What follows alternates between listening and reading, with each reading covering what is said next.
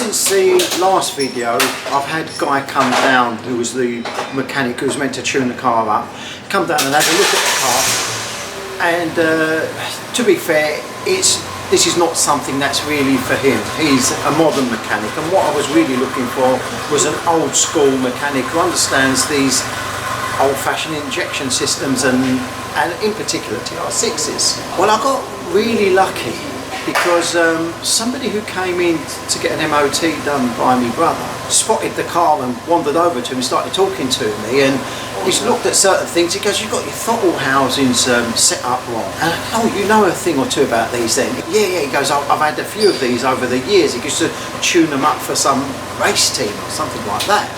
He goes, "Yeah, I know these cars really well." Anyway, long story short, this guy is a mechanic, is a mobile mechanic, and I've booked him, and he's coming in today. I'm really confident, I'm really happy. He's about my age, so he was around when these cars were out on the street, so he will know them really well. And the way that he was talking gave me complete confidence. So just waiting for him to turn up today, and he's the guy to tune up this car. So hopefully by the end of today he will have tuned up the car, and then everything will be running nicely, and all then is left for me to do is get the wheels aligned, and that's pretty much the car finished. So I don't know what this guy is like. His name's Keith. Don't know if he minds being filmed or not, and if he doesn't want to be filmed, it just means that after he's finished we'll see a nice engine running. But it would be nice if he lets me film him a little bit, showing us what he's doing and talking about what he's doing.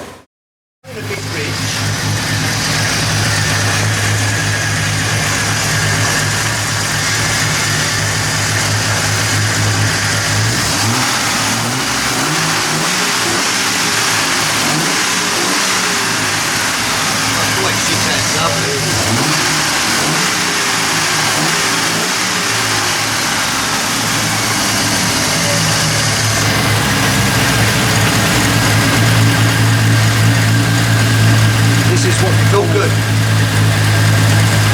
old school mechanics.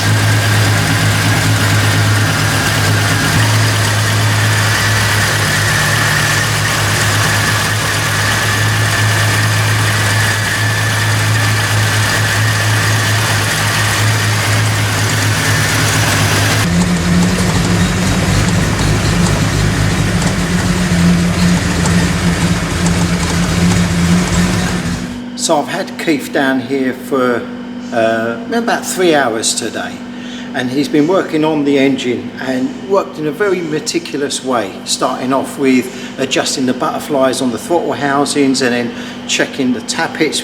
I didn't set them brilliantly apparently, and then looking for air leaks. Anyway, he's gone through everything, and now he's got this engine running really well.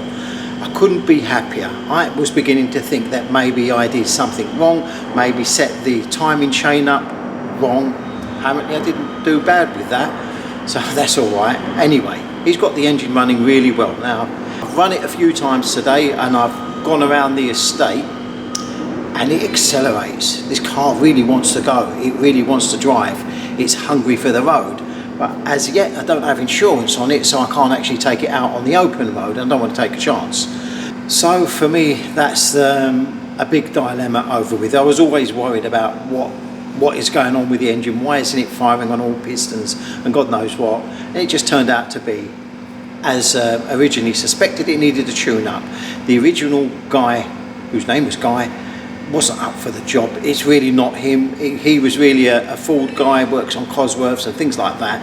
This wasn't for him. Whereas Keith, 67-year-old gentleman who brought up with these, he knew these things inside out. So very pleased, and don't know anyone else who would have done a better job than what he did today. Yeah, so that's it. All it needs is, as Keith said, is give it a good run. Kind of thrash it a little bit, let it kick out any unwanted whatever it needs inside, and then it will idle even better than it does. But as I say, it's very responsive, something I never thought I'd see with this car. For some reason I wasn't mechanically confident, so at last another problem over. So pretty much done with this now. I think there's oh, I'm trying to think, what is there? There really isn't anything else for me to do now. Originally I was doing this car to keep, and at the time when I was doing this, I was in the process of moving and was going to be moving to a house which had its garage on the side, which would have been perfect for me. So whenever I see a nice sunny day, I could have just gone out, opened up the garage and gone for a drive for a while. But we're no longer moving, we're staying where we are, and I don't have a garage at home big enough to put the car in. So it's going to be, unfortunately, sold. It's sad. I'd love to have kept it for at least one season, but that can't happen either. So that's as far as I can go with the car here at my brother's at Chandler's MOT in Thurrock. I'm now sending the car down to Chelmsford, back to my son's where it originally began, where it could be stored safely in his garage, and I'm going to let him advertise it and get rid of it for me. The car is now back in Chelmsford where it started out. It's in my son's garage, and this is where it's going to stay.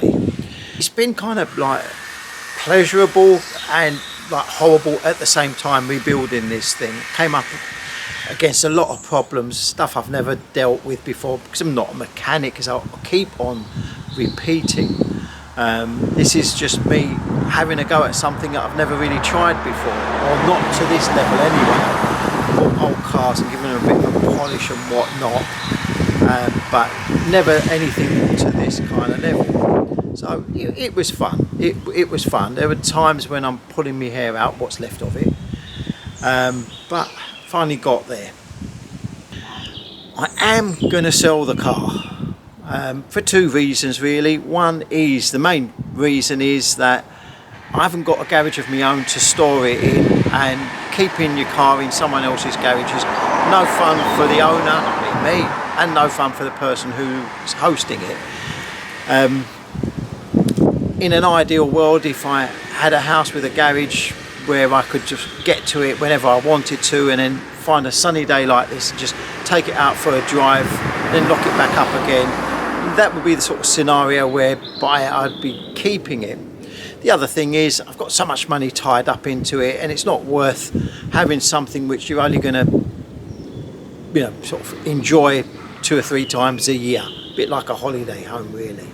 And yeah, it wasn't always fun, but you know what, it sort of gave me something to do for the past almost year now.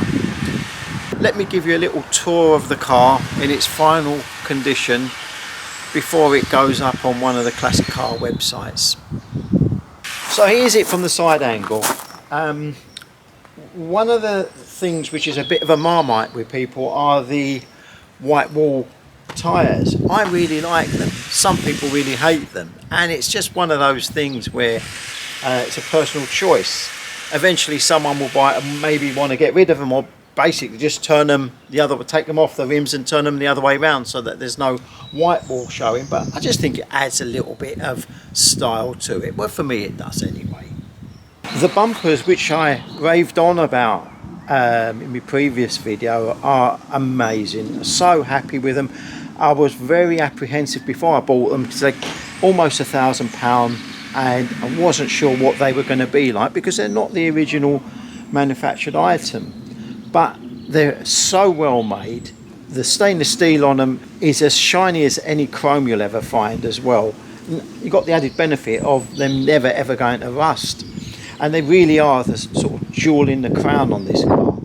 And of course I fitted a mohair hood to it rather than the vinyl. Always think it looks a little bit more luxurious.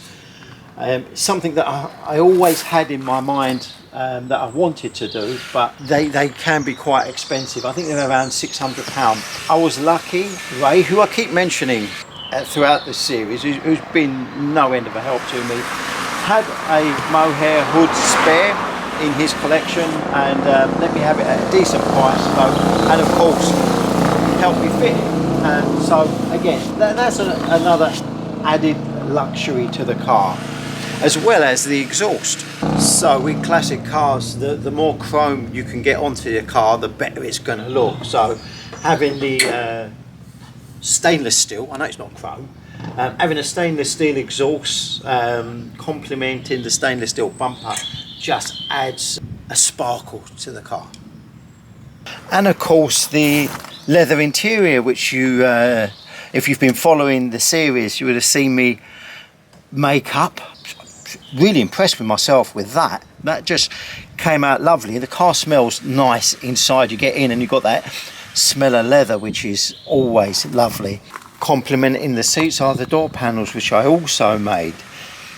I reckon I could get a job as an upholsterer. I'm not far from it anyway. Not bad for a first time try. And of course you've got the engine bay. And again, those of you that have been watching from the beginning would have seen what a sad and sorry state inside the engine bay looked like. And now look at it. It is, I wouldn't say it looks like a brand new car, but I'd say it looks like a car that's maybe a year or two old. Just lovely to look at.